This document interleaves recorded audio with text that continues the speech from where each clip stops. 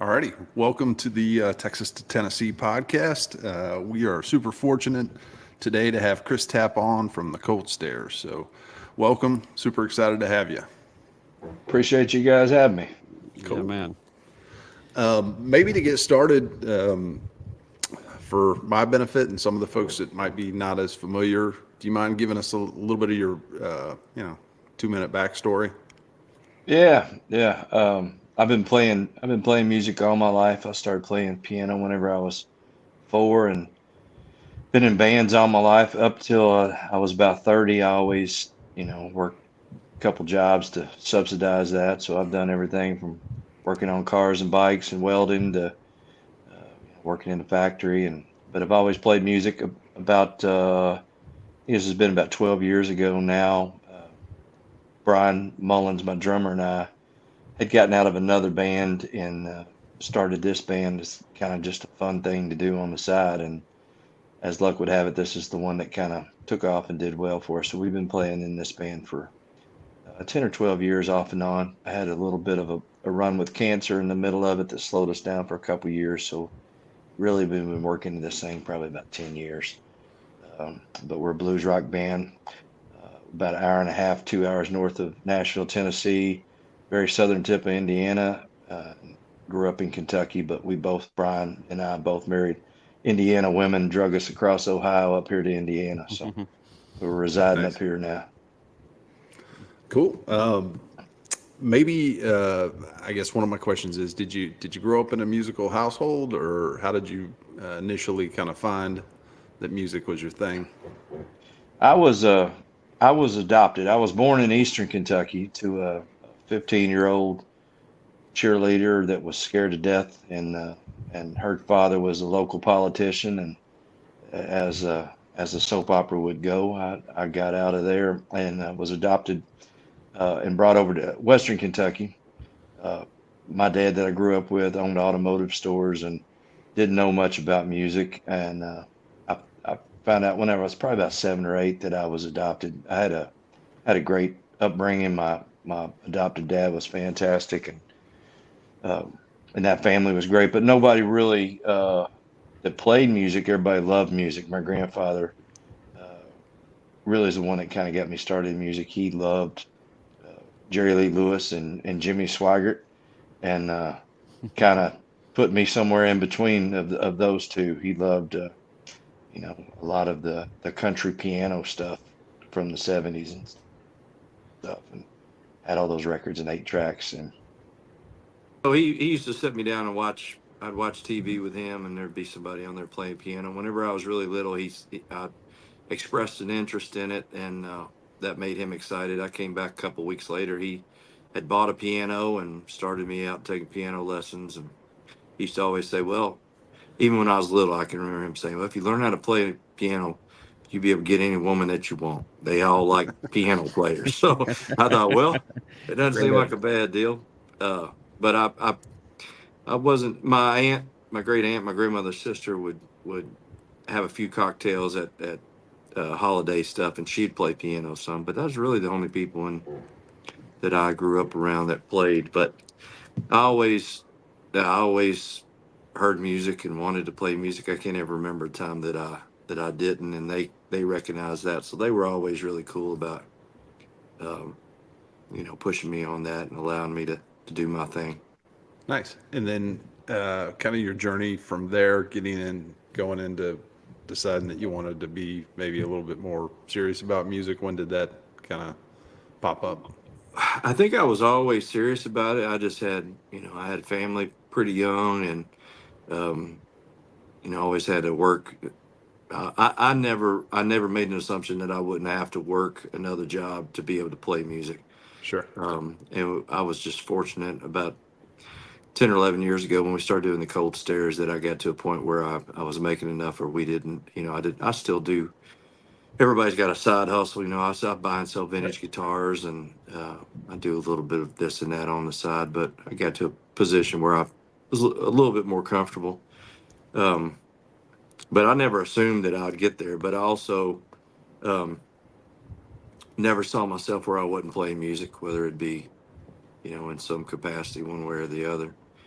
Um, so yeah, I don't know. I'm lucky to be able to do it without having to stress too much about it now, but it doesn't mean 5 years from now I won't have to do something different. That's just the way the music Understand. business is Yeah, these for sure. days. So Yeah. What how did the cold stairs kind of form? How did that get started? yeah, before this band, Brian and I we were playing in a band called Shelby, um, and at the time we had won a battle of the bands or something. I don't know, and we had a little heat and we had some record label interest, and we were doing our best. I just had my daughter, and we're trying to make enough money, to make it make sense without having to quit. And so we were working really hard at trying to get a record deal.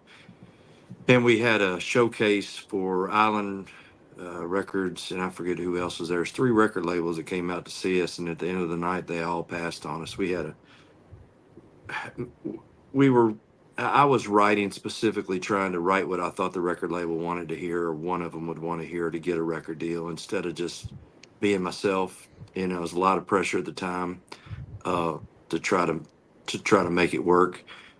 And when it didn't work, I said, "That's it, fellas." I went back and we got a full-time job, and kind of gave up on it. And then Brian and I had been playing already probably 10 years off and on.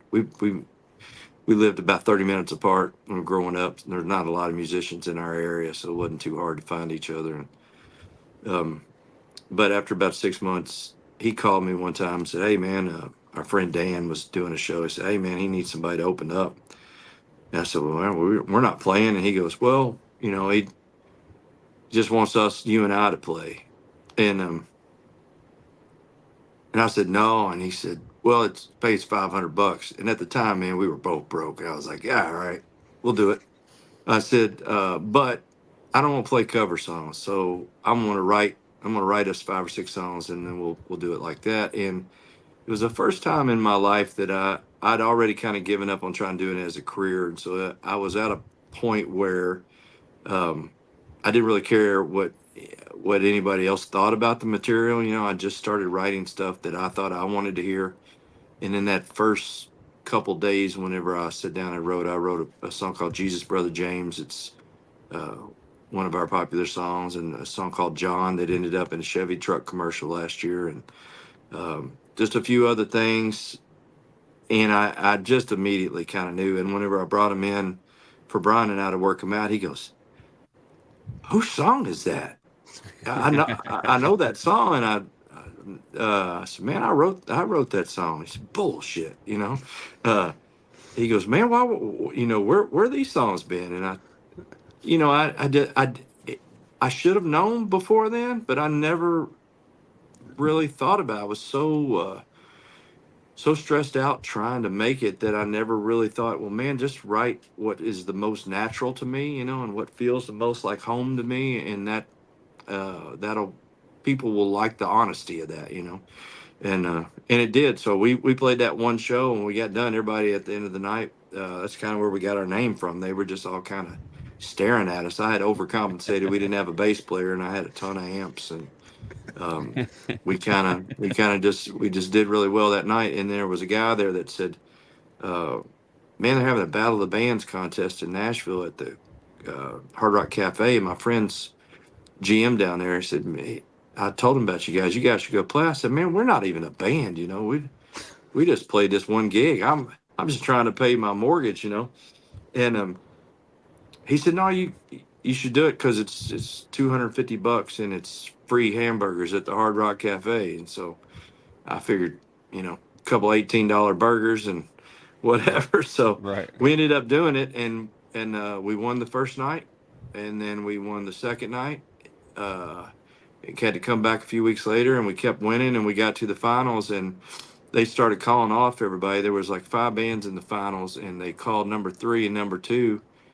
And I was picking up my stuff leaving. I didn't think there was any way we had won. I still hadn't bought it, and we won. And then when we did, we had everybody from Ray Kennedy, who had done records with Steve Earle, and a lot of great records. They had quite a few guys that approached us about, doing something. So um, it was at that point that I was like, oh, okay, well, I figured this out, and just do my thing that feels right to me and that's honest, and sing about things that mean something to me and people like it.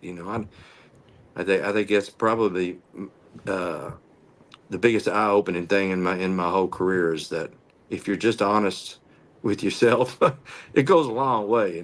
So Yeah. Yeah. Did So did what, you go ahead, go sir. ahead?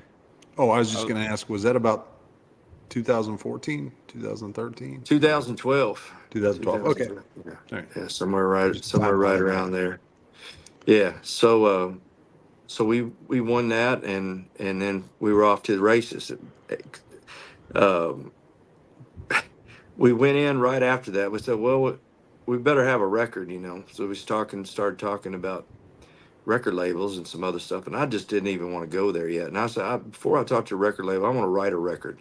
Let's write one, let's record one, and then we'll have one, and then we can talk to whoever. Um, and this is kind of a wild story, but we we just asked around who was a good engineer. We found a guy's name that was a good engineer, that from some friends of ours. Called him and said, "Hey man, how much to make a record? Uh, we'll pay you cash by the day. How much does it take to get you in there?" And he said $500 a day. I said, "All right, well, we got enough to go in for 3 days." So we went into House of David studio in Nashville, and we cut music for 3 days. Um, and we did what would end up being our first record, "Cold Wet Night and a Howling Wind." We were waiting on the mixes to come back, to hear the stuff, and the guy that, I'm gonna leave him unnamed for now. He called and said, "I can't get in the studio with you guys next week. I've got to go to California. I'm meeting with some record companies, but I'll get with you guys when I get back, and I'll get back in about a week." It's okay, whatever. So a week goes by. And that following week, we don't hear from him. 2 weeks, we don't hear from him. I started emailing him. I'm not getting a response. And then one day I get a response, and it's from him with a lawyer. And it basically says, "I've been to Los Angeles and I played some music that I was working on for some record executives. And part of that music was your band. And they're into it. And they want to talk with you guys about a record deal. But I'm not going to tell you who the record companies are. And you owe me $30,000 to buy me out for me to tell you who they are. And there's another clause in there that I'm going to produce your next record." And I mean, the fact that we didn't go to jail during that period of time, because this is, again, I had a daughter. We were really struggling. We didn't intend to be in the band. Some of this stuff was happening, and then things started going really well. And all of a sudden, we're in this situation, and it took the better half of a year fighting back and forth with the lawyers, and to get our music back from this guy so we could release the record. And we ended up getting it back, and I had to threaten to sue him. At this point, we had Ken Marcus as a lawyer, who was Ken Marcus. I think that's his name. Anyway, the lawyer for Kings of Leon and Motley Crue. I mean, we Yeah. had top dogs, in the camp, and they're fighting over this record all year long. We finally get it back, and we find out who the record labels are, and Kent reaches out to the record label, and the guy from Hollywood Records was one of them, which was owned by Disney at the time. And the guy goes, "Well, man, I was wanting to sign you guys a year ago. I thought you didn't want a record deal. Why didn't you ever contact me back?" I said, "Man, we didn't even know who you were. We were calling That's everybody we wild. we could, yeah, to figure it out." So they flew in to see us play. A couple other record labels flew in to see us play, and Matt came to Evansville where we were living, and saw a show, and we got done after the show, sold out show, great night. And he says, "Man, I really want to sign you. I want to give you guys a really good deal on this.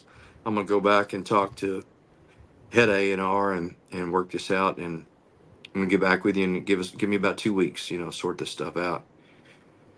And in the process of doing that, we were playing some shows, and we played a show 12th and Porter in Nashville, and I was having some problems with my shoulder. I didn't know what was going on, and I had a knot underneath my arm, and I went to uh, the doctor, and I ended up I had melanoma that had gotten in my lymph nodes, I had cancer, and the doctor told me, so well, first of all, they said I didn't have long to live, and that was a whole different can of worms. And I was supposed to supposed to go to Louisville for chemotherapy. I ended up having a fan that was a friend and following the band that was working in the cancer department at Vanderbilt, and was able to get me in there and did a trial there that ended up saving my life. But anyway, long story short, on all that, we had to pass on all the record deals, because at the time they said, we want to sign you, but we can't invest this money if you don't know if you can tour. And my doctors were saying, like, you're not going touring right now. Right. So we did 18 months of chemotherapy and radiation and off and on, and had some really good friends in Nashville put on a concert for me, helped me raise some money, and got all through it. And then all during that time, I was just pissed off and determined that I was going to get better and make another record and get going. And I ended up doing that. Uh, Thanks to God on that, and a lot of people that was pulling for me. But the back end of that, then we got a production deal with a guy named Mark Needham, and Mark had signed the Killers and Imagine Dragons. He had worked with Fleetwood Mac and Katy Perry and all these different people, and was just an advocate for us. Fell in love with us, and we fell in love with him. And we went to L.A., cut some stuff out there, and went to Nashville, and cut some stuff out there, and uh, down here. And then that's kind of where we took back off again, and we've kind of been rolling ever since then. But we had a little bit of a pause in there, Yeah. as a lot of people do. Yeah. Has the style of music been close to the same, or did it evolve over from when you were saying you were kind of recording stuff at the beginning, more what you thought everybody wanted to hear Yeah. compared to what you got now?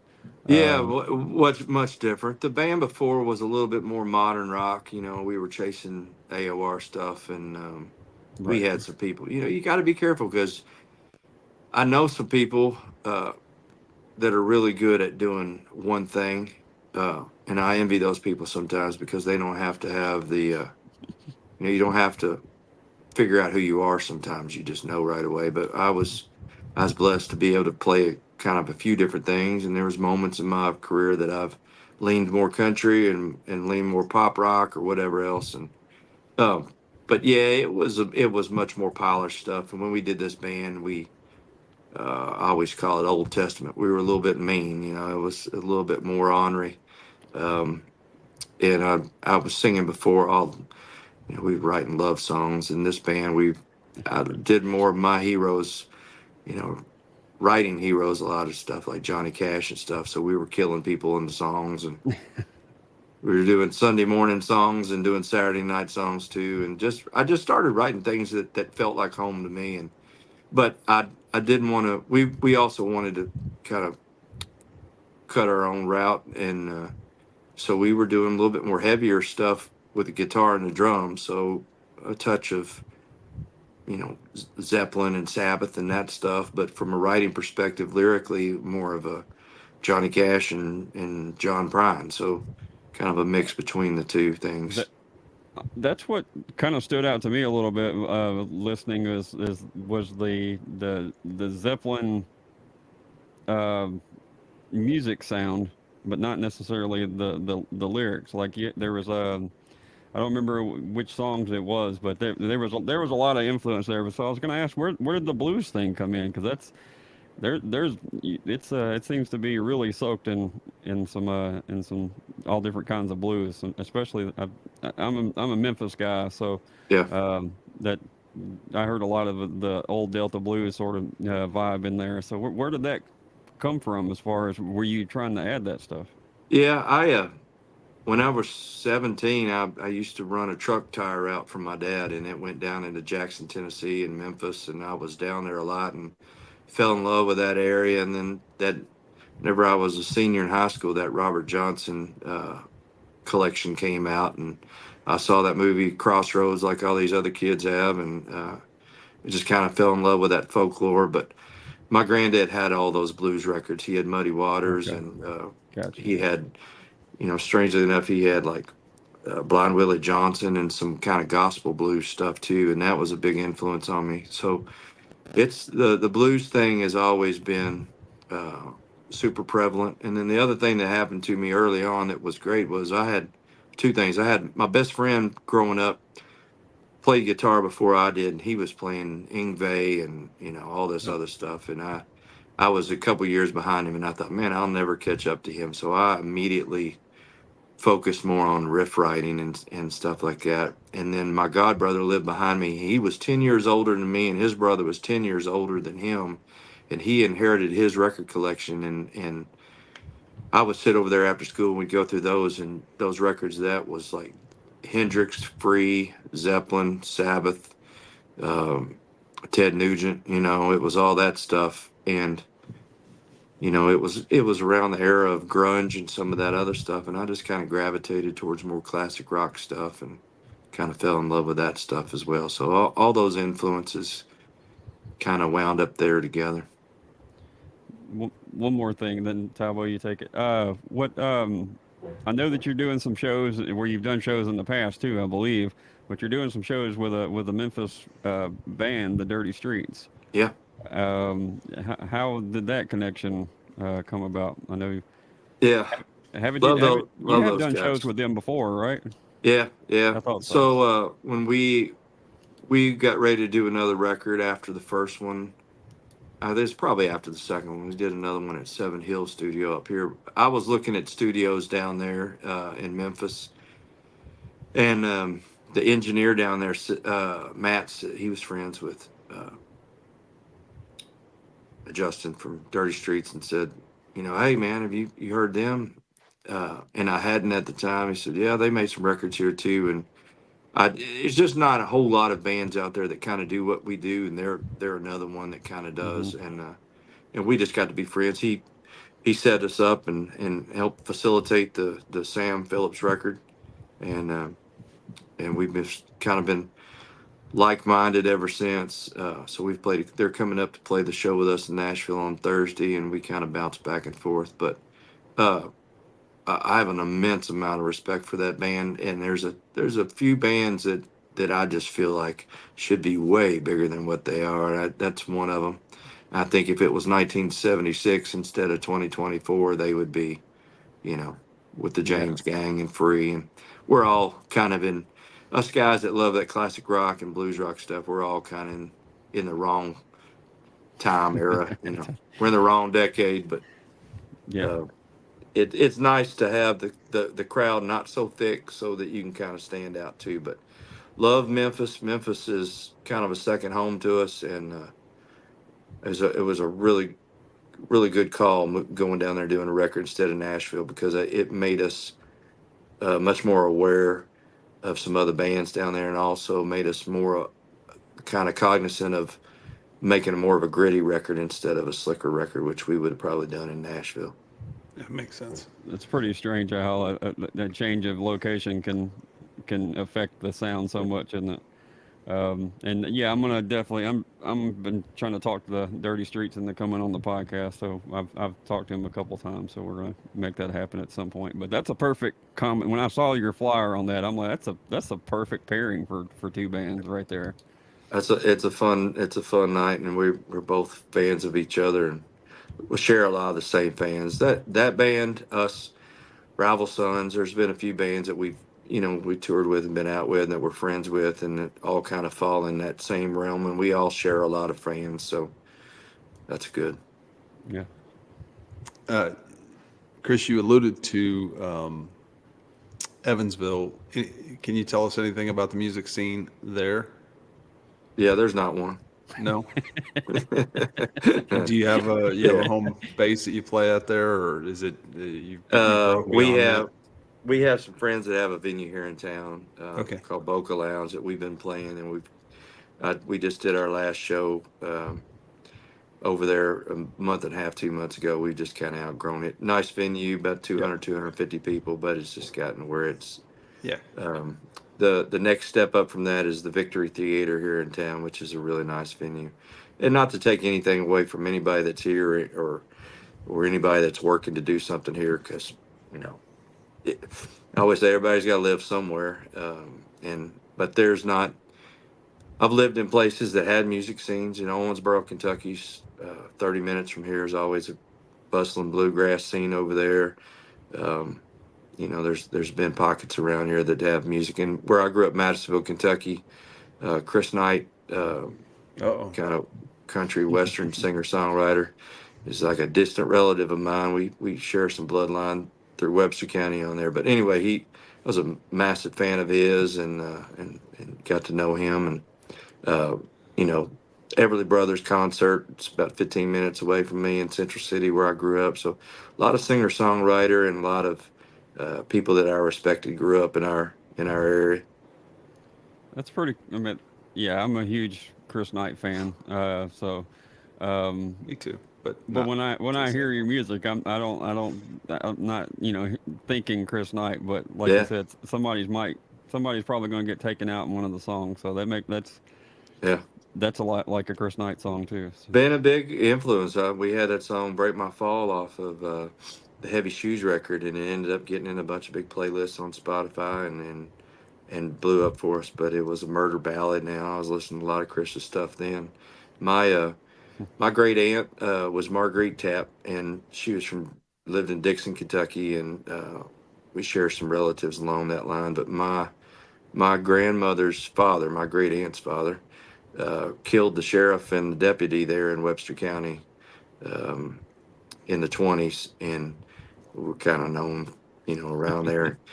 Chris Chris has done enough, between him and his brothers. They've whooped enough people in Webster County to have a little bit of background and reputation there too. So, uh, but you know, I have an immense amount of respect for Chris and his songwriting, and the integrity that he's brought to his songwriting, and not really caring what anybody else thinks, and uh, love it. We It, go ahead. no, I was just going to say it seems like a lot of people find that whenever you kind of start writing for yourself, people start gravitating towards it even more. Not that you're hoping someone else is going to like it, but you're writing it for you first. Yeah. So. Yeah. I always equate it to, I can watch one of these TED Talks or something, and it'd be about a subject that I don't care anything about. But if it's somebody that's talking about it and they're passionate about it, and they're being honest, I think as humans we want to hear somebody. There's so much garbage out there, and so many people that are dishonest, that when you hear somebody coming from an honest place, it means something. So Yeah, that authenticity is a big deal, and your fans that are more than your casual fans pick up on it pretty quick. So I yeah. think it's pretty important.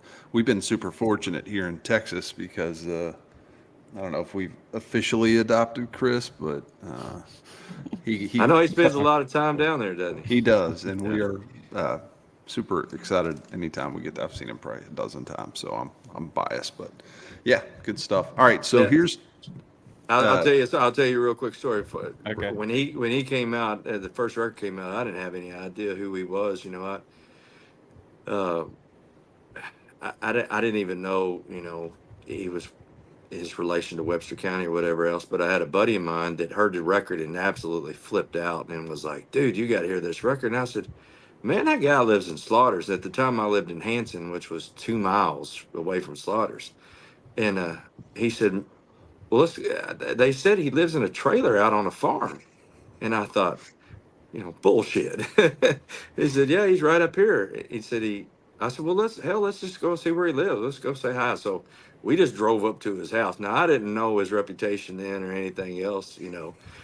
And he lived in a trailer, and I knocked on the door. We walked up and knocked on the door, and he opened the door. He had on a pair of jeans and no shirt. This is something out of a Clint Eastwood movie. And he goes, "What y'all doing?" And I said, "Hey man, I just I don't know. We just come by here because we like your record.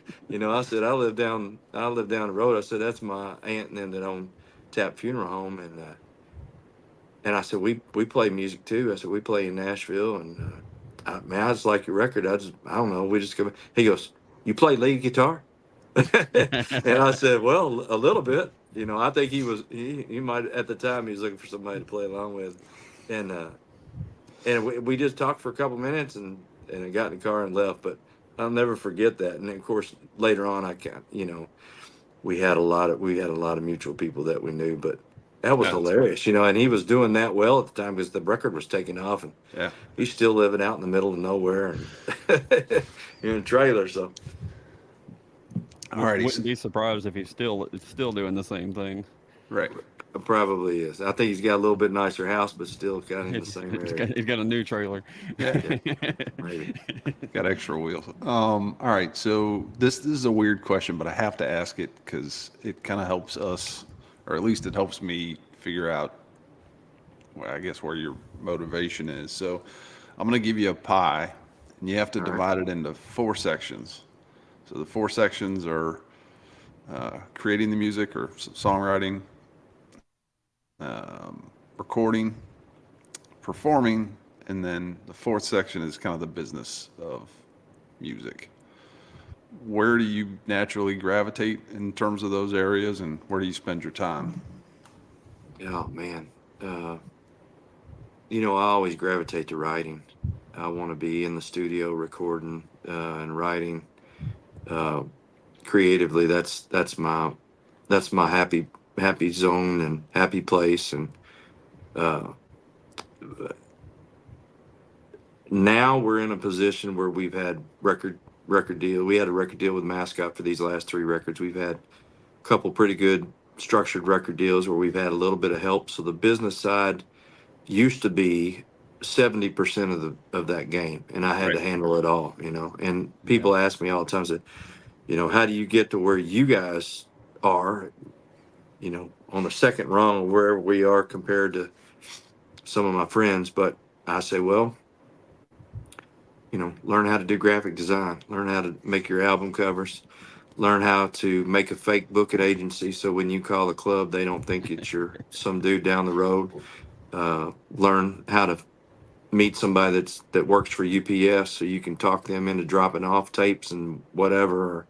It was so much hustle, and luckily we had enough confidence that if we bullshitted our way enough into a room that we would play and do well enough once we got in that room. But man, it used to be a lot of that pie was just business, and now it's pretty even. I love performing and playing live. We've been very fortunate. We got a great booking agency in the States and a really great booking agency in Europe now too, and we've been able to do that. So my pie now is more 50% writing and recording. I have a studio here at home, and my drummer has a studio as well. At about 25% touring and playing, and about 20, maybe a little bit less than that on the business front. We're cutting back a little bit just because we're lucky to have some people handling that stuff. But Yeah. You bet. if you take any piece of that pie out of there, you don't have any success at all. For sure. You have to do that. And the easiest and the shortcut, everybody always wants that shortcut. The shortcut is to put in enough hours early on that you know how to do everything. You can do the marketing, you can do the design, you can make your own T-shirts, you can do it all. Because sadly, you can't get anybody interested to help you until you know how to do it all yourself. Right. And then at that point, you have to decide, like with us, our next 2 records, we're doing self-releases on my record label because I don't want to give up the publishing. I know I Right. know what the money looks like when we get these TV commercials and video games, and I'm tired of sharing it. So, you work to get to a place where you don't need anybody else, and then you can make a decision if you want to have somebody else involved or not. Makes sense. I think you had an album come out relatively recently, and then you had some plans for things coming up in the future? Yeah, we had a record came out in the beginning of September. Went to number 2 on the Billboard chart for the blues. Nice. Stayed there and had a really great week. We were 11 albums short of Tab Benoit's #1, and he hadn't had a record in 15 years. So Ah, I was poor foresight on our end putting out a record the same week as he did. But happens. really blessed that it did that well, and we've been out touring it, and it's doing fantastic. When we did that record in Memphis, we went in October of 23, did 12 songs, and we came back to mix the record, and I came back, and in 2 days I wrote another 12. And so I said, Oh, guys, I got more, we got to cut these other songs. So we went back in December, cut another 11. So we ended up putting all those together. The 11 of those songs came out on the Southern Part 1, and the Southern Part 2 comes out in June of next year of nice. 25, and singles will start dropping on that in January. And then solo. Yeah. I had the good fortune of touring in the UK last year, at the beginning of the year. And I'm a big Peter Green fan, Fleetwood Mac fan, and they were having his auction of his old guitars, and I was lucky enough to get a couple, and one of them is an old National Resonator Oh, of Peter's, and I came back and was playing it, and just got really inspired. And I thought, man, I'm gonna do a record with just this guitar. I'm gonna call it Green, just after Peter's legacy. I didn't want to do a tribute records. There's already been done for him, and there's guys that can play that style much better than me. But I thought the guitar still had songs in it, and wanted to do something that was respectful to him. So I got a record called Green coming out, and it's acoustic blues, kind of southern southwestern blues stuff, and uh, it comes out in the spring as well. I had a couple singles already out on that's been doing really well, and nice. yeah, so that's been a labor of love. Very cool.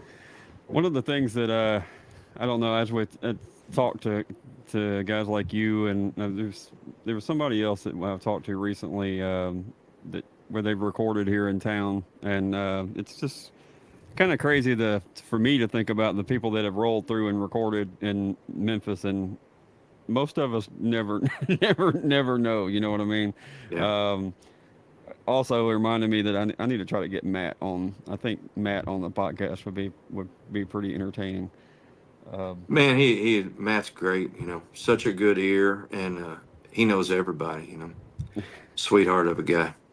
I've I think I've heard just tons of, like, a wide range of people working with him too. As far as like I think Will Hogue did something here, and just Probably. different folks. But either way, it just like I said, that never crossed my mind until, because you always hear about Sam Phillips recording studio and stuff, but I guess here in town it just kind of gets overlooked. I don't really know why that is, but there's been a lot of history in that building. Yeah, it was.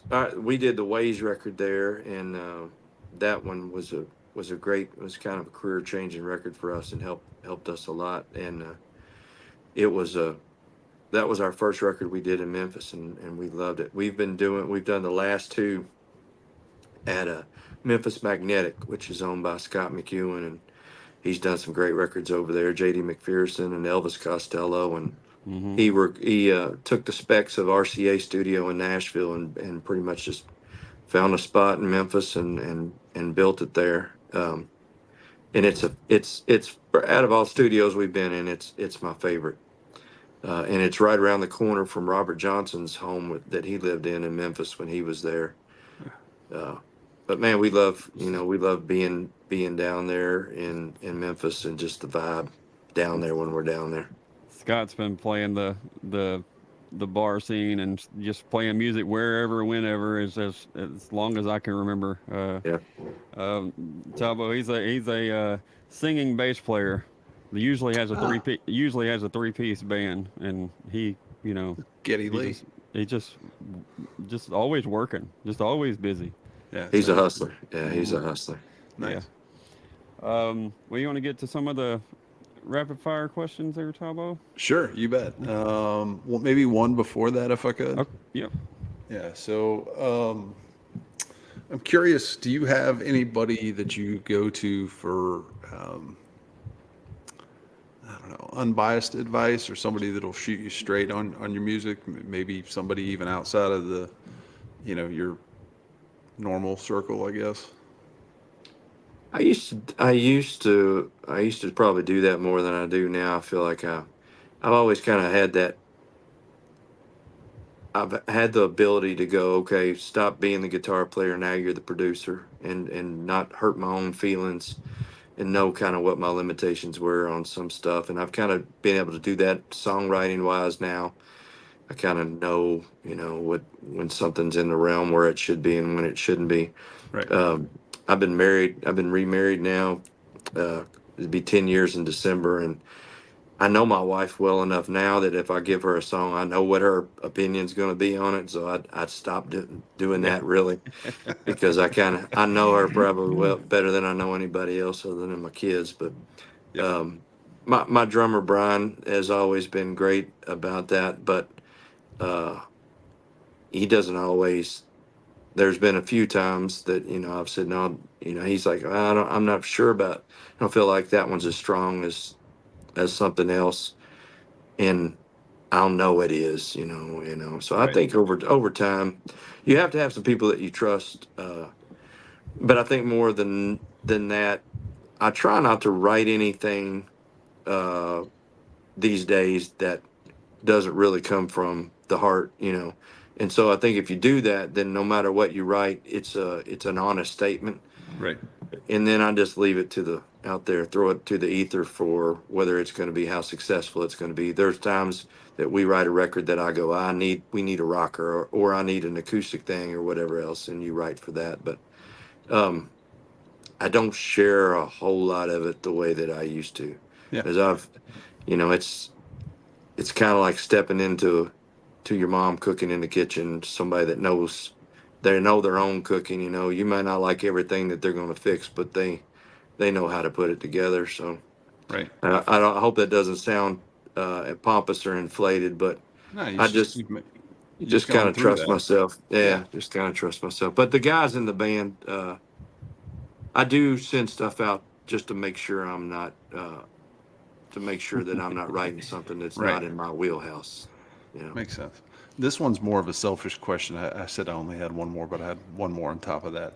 Um, Anybody in your band a Molly Hatchet fan? Probably only me. Okay. My drummer's a prog guy. My bass player, they're both into prog and jazz more than they are. Yeah. Well, at least I don't know, I probably listened to about 20 of your songs today. So, and I enjoyed all of them, but there's definitely that fuzz sound. So it made me think, oh, those are PV amps when they recorded. I'm not sure, but anyway, Yeah, that took me back. I really enjoyed that. yeah. I love all that stuff. I'm such a sucker for that music, and it's so weird for me looking at some of those bands like that were so big. Like people don't realize how big some of those bands were, For and sure. now it's gonna happen to all of us to some extent or another. It's like kids don't even know who they are. I'm like, man, those are huge bands. But Yeah. I Legends. love that stuff, and I love any kind of '70s rock that has a touch of a southern aspect or a western aspect or the bluesy stuff in there. So Yeah. Regional aspect to it. Yeah. All right. yeah, Well, we'll get to the rapid fire because I know Soul Gravy's sitting on a really important question. But first rapid fire question is Desert Island album. So you got to pick one album. You're on a just desert one. island. Yeah, just Just one. It's a Yeah, hard one. I'll take Zeppelin 4. There you go. Dinner with a historical figure. Alive or dead? Either. Jimmy Page. There you Robert go. Johnson. Can I change that? I had to think. Robert If we're Johnson. talking dead, yeah, Yeah, that's fair. either one. Ideal green room. Water, Coke, fruit. Pretty easy. Yeah. Yeah. First concert that you went to, and then maybe the first concert that you paid to go to. Uh, both in the same first concert was Kiss here in town, Oh, all Evansville. right. Yeah. Nice. Bucket list venue, somewhere that you'd like to play that maybe you haven't played yet. Uh, Madison Square Garden or Royal Albert Hall. Good choice. And Different answer. We haven't gotten that one, either one of yeah, those we yet. No. definitely a first on Royal Albert. My daughter lived in London this summer and was less than a mile from Royal Albert, which is pretty cool. So she got to go see.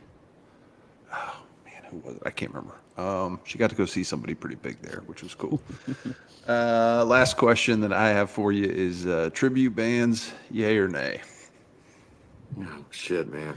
I'm gonna hurt a lot of people's feelings on this Not really. podcast. No, you can Um, qualify it. they have their place, and I've seen a few of those bands that I love. But man, I wish they didn't take up so much of the airspace in places like Nashville. Yeah, You know, no question. everything has its place, but not as much as what we're seeing right now. Yep. I think that's pretty much the overwhelming answer to that. If it didn't take Across away from genres. if it didn't Yeah. take away from original artists so much, it wouldn't they wouldn't care so much Right. one One way or hundred the other. percent. Yeah. Yeah. I was just gonna ask, a- are you still carrying an amp with you on stage, guy, or are you using a processor, or what do you do? That are you still old school and you want the amp in front and behind you, or what? So I do right in the middle. Okay, I've been using the Fender Tone Master. I gotta have an endorsement with Fender, and I have had that Fender Tone Master. But I tried those things a couple years ago, and the heresy of being a blues rock guy not using real amps is pretty bad. But I couldn't do it. Running them into the monitors. It didn't feel right to me. Not that they didn't sound good, but they didn't feel good. But my buddy Scott Holiday, that with Rival Sons, was using the Helix into these power amps and then running them into cabinets on stage. So he wasn't doing it because he wanted to kill the volume on stage. It was kind of the opposite. He was getting it just as loud or louder. And so that's what I've been doing. I go out of the Fender Tone Master into the Seymour Duncan head, and there's 700 watts, and then out of those into cabinets. So my stage volume is just as loud, but I'm not using any tubes on stage anymore. I'm using the Tone Master. I've got a studio downstairs, and I've got just about any vintage amp from Marshall's Defenders down there, and I adore them. But the problem is twofold. A lot of times we're supporting a bigger band, and when we get done playing, tubes are hot and they get jerked off the stage, and then we got pop tubes, and it's always a nightmare. right, And then second of all, we are touring as much or more sometimes in Europe than we are here, and gotcha. I have those amps all sketched out in that Tone Master, and I can walk on stage over there and just have cabinets requested for festivals, and I can plug it in and go. So I'm hybrid at the moment. I got you. There's only one place you can get those tubes from, too. So I know. It's like it's a pain in the ass, and I'm not somebody that's probably known as a green guy, but it's the manufacturing of the tubes and stuff is horrible. It's like Uh, in the studio, I usually run a stereo rig with the Tone Master Pro and then real amps. The last record I'd used Ampeg Gemini and some Marshall Plexi stuff. But sometimes if that thing is so easy to use, and then also if I'm running a Plexi on one side, and I go, well, I wonder what a Right. Dumble or something I can't afford would sound like on the other end. It's so easy to dial in with the Fender. So. that's cool. Yeah, yeah, that's cool. All right, Chris. The most I don't think you're familiar with this question. This started out as a joke on this podcast on episode number 1, and now it is a requirement that I ask this. Chris, what is your favorite Little Debbie cake? Oh man, it's got to be them Christmas trees, man. Tis the season. I don't want to fool with them things, man. I do not want to buy them, and I do want to eat them. But if you put one of them in a green room, man, I don't care if it's Halloween, it's going down.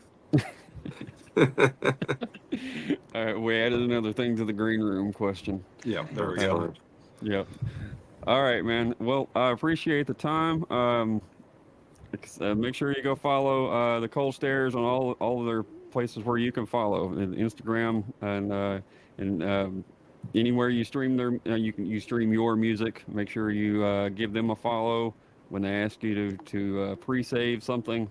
Do it like that's their. Everybody asks that for a reason. It helps everybody involved. Um, let's see. So you got new music probably coming out in the summer, correct? Yeah, we're loaded up. We got a Christmas song that comes out November 15th That's that right. we've been doing. Man, those Christmas songs get streamed like crazy. And so we got a new one that we're happy with that comes out November 15th. Solo song, third single from the album Green comes out November 22nd. Features Australian blues guy, buddy of mine, Jesse Redwing, who's a total badass on harmonica.